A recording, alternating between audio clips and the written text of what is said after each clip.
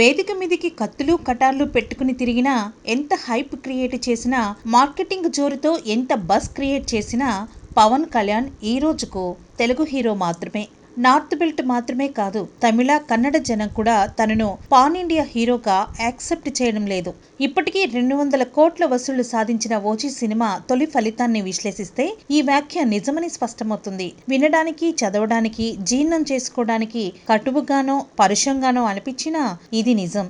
మీరు నమ్మాల్సిందే. 4 రోజుల్లో 200 కోట్లు, ఓవర్సీస్ 50 కోట్లు, తెలంగాణ, ఆంధ్ర 150 కోట్లు. మరి తమిళం, హిందీ, కన్నడం ఉత్తదే పరిగేరుకున్నట్లు అరాకొర, మరీ తీసికట్టు వ్యవహారం. చెప్పుకుంటే నగుబాటు. అవును, ఒక ఊరి పట్వారి మరో ఊరిలో మస్కూరిలా. హిందీ మార్కెట్లో 4 రోజుల్లో మరీ 2 కోట్లే. అది గ్రాస్, వాటాలు, గట్రా తీసేస్తే 1 కోటి. కన్నడం అయితే మరీ దారుణం. రోజుకు 3 లక్షలు, 5 లక్షలు. 4వ రోజు అదీ లేదు, తీసేశారు. పోనీ తమిళం చూద్దామా? 4 రోజుల్లో 75 లక్షల గ్రాస్. సో ఓజీ అనేది పాన్ ఇండియా కాదు, జస్ట్ ఓ తెలుగు సినిమా అంతే. ఇక్కడ మరొకటి చెప్పుకోవాలి. సోకాళ్ళ సినిమా పండితులు ఎంత మేరకు బయ్యర్లకు అమ్మారు, నికరంగా ఎన్ని వసూళ్లు వస్తే సినిమా సక్సెసో ఫ్లాపో నిర్ధారించేస్తున్నారు. అది తప్పు. నిర్మాణ వ్యయం ఎంత, బయ్యర్లకు ఎంత అమ్మారు, వాళ్ళకెంత వచ్చింది, ఓటీటీ గట్రా కలిపితే మొత్తానికి నిర్మాత మునిగాడా తేలాడా అనేది చూడాలి. అలాగే వసూళ్ల ప్రచారాలు చాలాసార్లు ఉత్త హంబగ్. అసలు లెక్కలు వేరు. గ్రాస్లో చాలా మైనస్లు తీసేస్తే నికరంగా మిగిలేది తక్కువే. సాధారణంగా తొలివారం సినిమా హైప్ కోసం అబద్ధపు వసూళ్ల లెక్కల్ని కూడా పబ్లిసిటీకి వాడుతుంటారు.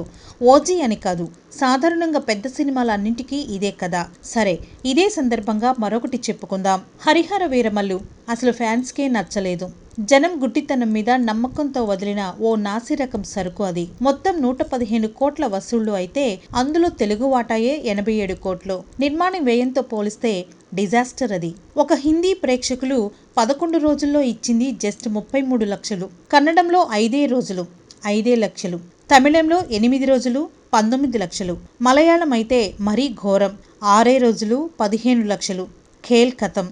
అంటే పవన్ కళ్యాణ్ను పాన్ ఇండియా స్టార్గా ఇతర భాషా ప్రేక్షకులు యాక్సెప్ట్ చేయడం లేదు. ఒక ప్రభాస్, జూనియర్, రామ్ చరణ్, యష్, చివరకు నిఖిల్, రిషబ్ శెట్టి, రక్షిత్ శెట్టి, తేజ సజ్జా కూడా పాన్ ఇండియాకు ఘనంగానే పరిచయమయ్యారు. ఇదే కాదు, అసలు అత్తారింటికి దారేది సినిమా తర్వాత పవన్ కళ్యాణ్ ఇది నా సినిమా అని కాలరెగరేసిన సినిమా ఏది?